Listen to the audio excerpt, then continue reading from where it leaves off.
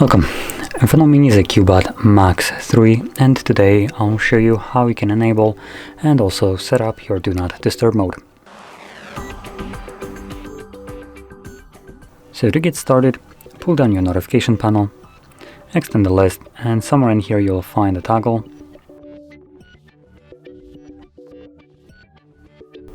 So for me it's on the third page, right at the top.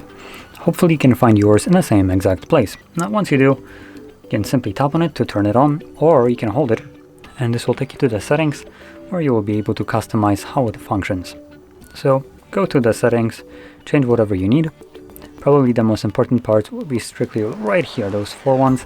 So people, you can select who can call you or message you, what kind of apps will be able to bypass the Do Not Disturb mode, alarms and other interruptions, along with the option to set up a schedule, so you won't have to turn it on or off manually. Now, if you're planning to use a schedule, make sure you just turn it on right here. And that's all you would need to do.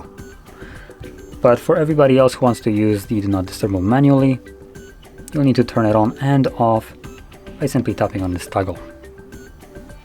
So with that being said, if you found this very helpful, don't forget to hit like, subscribe, and thanks for watching.